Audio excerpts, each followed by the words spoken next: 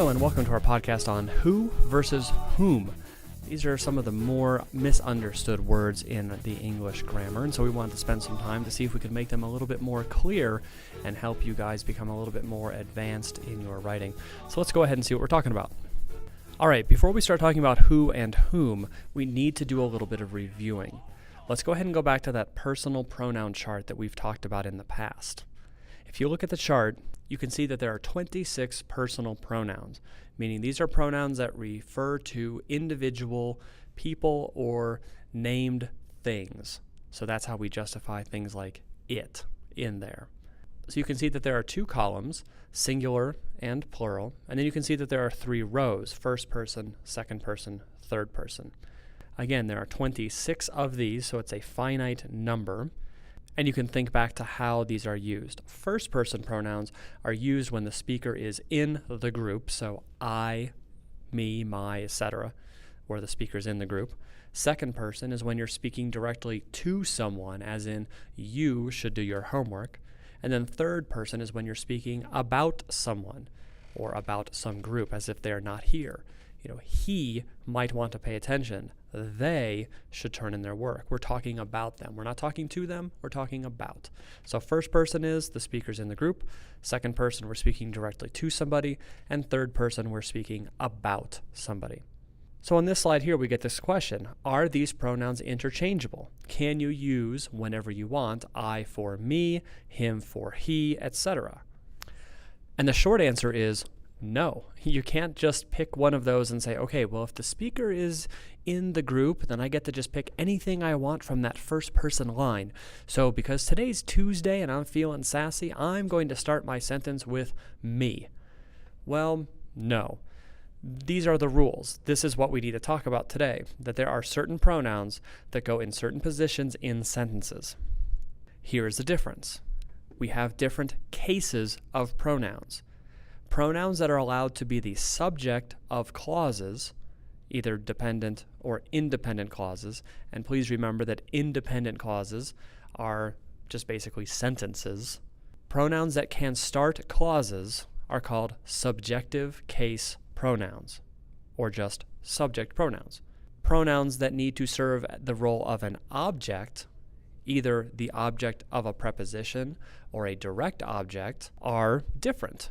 They are the objective case, and they are therefore different pronouns.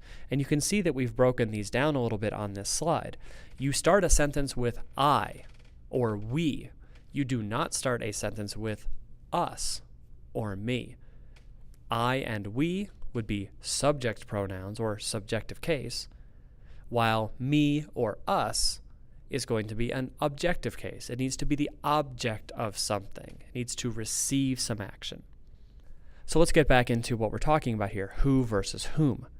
Who and its friend whoever are subject pronouns.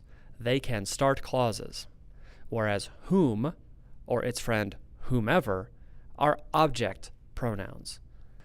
So the way to think about which one we should be using is to use what we just call the simple replacement trick. If you're trying to say, should I use who or whom, ask yourself, can I replace that pronoun with he or him, or she or her? He and she are subjective case pronouns, so if that would work in your sentence, you can replace that with who. If the pronouns of him or her would fit better, those are in the objective case, and you would have to use the pronoun of whom. And make a note, the words whoever and whomever also follow this pattern. Whoever is subjective case, whomever is objective case. So let's say we had the sentence, who or whom wrote the letter, and we just can't remember which one is going to be correct. Well, let's go ahead and replace who with she, which would be the subjective case. She wrote the letter. Oh, that sounds good. Okay. Let's just check the other one to make sure. Replace whom with her. Her wrote the letter. Her wrote the letter? Yeah, that's not really how we talk. So clearly the answer is she wrote the letter. Therefore, the exchange for she, which is a subjective case pronoun, is going to be who. So you would write who wrote the letter. Another example here, for who or for whom should I vote? Let's go ahead and replace who and whom with she or he or him or her. Let's go ahead and rearrange the sentence a little bit also so we can make it a little bit more clear. Should I vote for him? Does that sound right? Or would you say, should I vote for he? For whom is correct, because if we take that prepositional phrase and put it at the end, should I vote for him? That makes sense. Therefore, the exchange for him, which is objective case, is going to be whom, which is also objective case. So at this point, go ahead and pause the podcast and see if you can place who and whom correctly on your own. There are 6 sentences here, and then as we go in a couple minutes, the answers will appear on the next slide.